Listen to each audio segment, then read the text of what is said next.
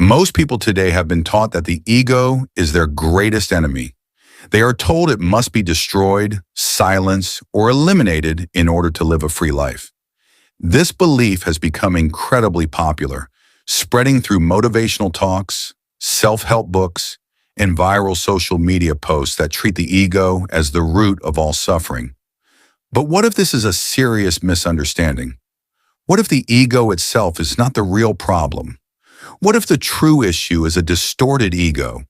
An ego shaped by rejection, shame, fear, and the desperate need to be accepted in a culture that values image more than authenticity?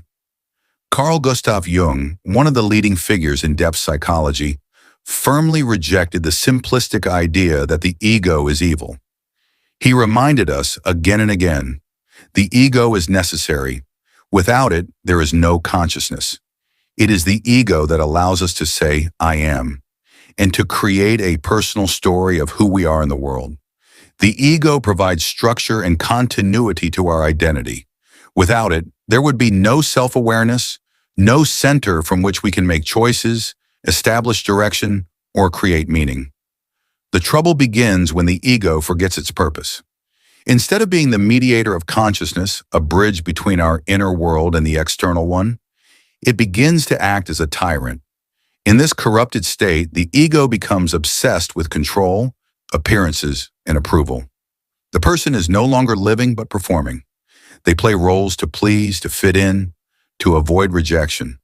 But the price is heavy: exhaustion, emptiness, identity crises, cycles of self-sabotage, and above all, a painful disconnection from the authentic self.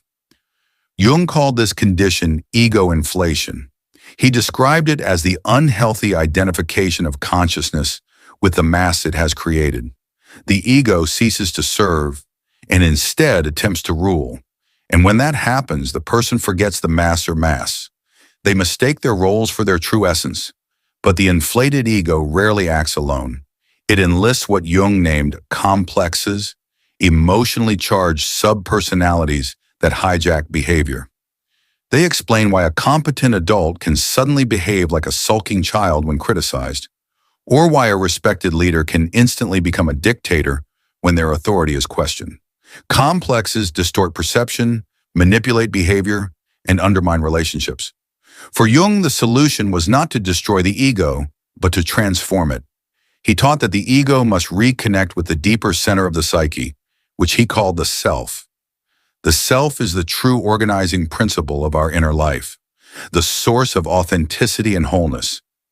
Only when the ego steps down from its false throne and accepts its role as servant of the self can we experience what Jung called authentic authority, a quiet inner strength that has no need to prove itself. This is not a quick fix. It is a long and often difficult journey of self-observation, confrontation, and reintegration. Along the way, you begin to see why your ego behaves as it does, how it was shaped for survival rather than for living, and how you can free yourself from the traps of narcissism and false humility.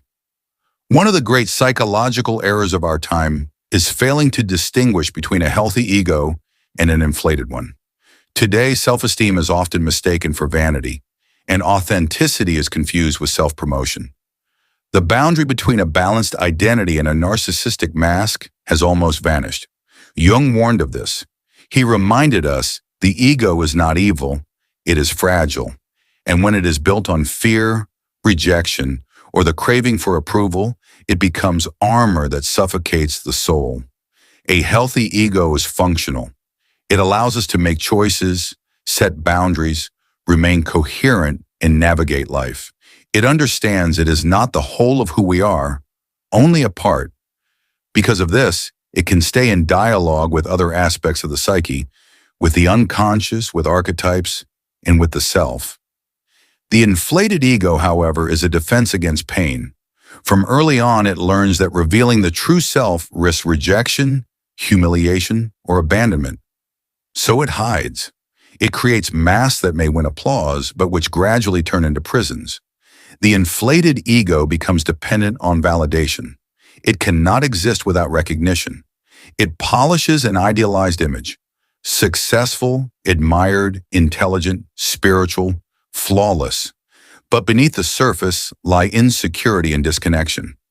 Jung compared this to possession, the ego taking the place of the self and trying to control everything. It no longer trusts what it cannot dominate through reason, status, or manipulation. This is where much superficial psychology goes wrong. It assumes the issue is simply the size of the ego. In truth, the problem is blind identification with the ego. An inflated ego is never secure. It is constantly scanning for threats. Criticism, failure, rejection, all feel like existential collapse. Because the mask must never crack, any flaw feels like death. The healthy ego, by contrast, does not demand perfection. It can tolerate uncertainty. It can admit mistakes. It can even laugh at itself. It is flexible because it is grounded in the deeper self rather than in an image. This difference is not abstract. It determines whether a life is real or false. The inflated ego fights to protect illusion. The healthy ego creates space for truth, even if that truth comes at the cost of reputation or comfort. When the ego completely dominates the personality, Jung called it ego possession. In this state, you don't have an ego. The ego has you. You are trapped in a prison without bars, held captive not by others but by your own identification with an image. Outwardly, everything may look fine. Career, relationships, social media presence. But inwardly, there is emptiness, fatigue, and disconnection from your vital center. Complexes act as the guards of this prison. They are not just habits, but autonomous fragments of the psyche. Jung put it simply. We do not have complexes. Complexes have us. They hijack our behavior. A passing criticism can unleash disproportionate rage. A new opportunity can trigger self-sabotage. These are not conscious choices, but the echoes of unhealed wounds, triggered automatically. The work, then, is not to destroy complexes, but to integrate them, to notice when they appear, to name them, and to observe without fusing with them. Between stimulus and response, there is always a brief space, and in that space lies freedom. This leads to Jung's 3 stages of ego mastery, central to the process of individuation.